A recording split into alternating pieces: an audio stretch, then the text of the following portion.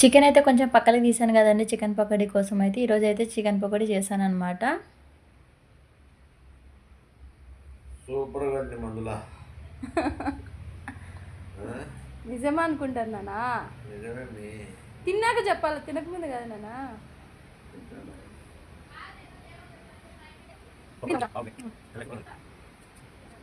చూసారు కదండీ! ఈ చలికాలంలో వేడి వేడి చికెన్ పకోడీ మీద అలా నిమ్మకాయ పిండుకొని తింటే సూపర్‌గా ఉంటదనమాట. ఇంకా ప్రాసెస్ ఎలాగో చూద్దాం. చికెన్‌లో కొంచెం ఉప్పు, కారం, పసుపు, ధనియాల పొడి, అలాగే కొంచెం బియ్యపు పిండి, అలాగే కొంచెం కార్న్ ఫ్లోర్ వేసుకొని మంచిగా మిక్స్ చేసుకొని, ఇంగా లాస్ట్‌లో కొంచెం పచ్చిమిరపకాయలు, అలాగే కరివేపాకు, కొన్ని జీడిపప్పులు. హైలైట్ వచ్చేసి దీంట్లో జీడిపప్పులనమాట. సూపర్‌గా ఉంటాయి చికెన్ పకోడాలో. నేనైతే ఫుడ్ కలర్ ఏమి యాడ్ చేయలేదండి. ప్లీజ్ ఫుడ్ కలర్‌ని అవాయిడ్ చేయండి. దానివల్ల క్యాన్సర్స్ కూడా చాలా వస్తున్నాయనమాట. సో, అందుకని ఫుడ్ కలర్ వేయకోకుండా అయితే చేశాననమాట నేను. ఇలాగే మనం నాన్ వెజ్‌లో యూజ్ చేసిన ఆయిల్ మళ్ళీ మనం వెజ్‌లో కూడా యూజ్ చేయం కాబట్టి, దానికి తగ్గట్టు కొంచెం అయితే ఆయిల్ వేసుకొని డీప్ ఫ్రై అయితే చేసుకోండి. సో, ఒకసారి డీప్ ఫ్రై చేసిన తర్వాత లాస్ట్‌లో అన్నీ కలిపి ఒకసారి అయితే డీప్ ఫ్రై చేసుకోండి. ఎందుకంటే చికెన్ పీసెస్ లోపల ఉడకవు కదా! సో, అందుకనే 2 టైమ్స్ అయితే చేసుకోండి. మీలో ఎంతమంది చికెన్ పకోడీ ఇష్టమండి?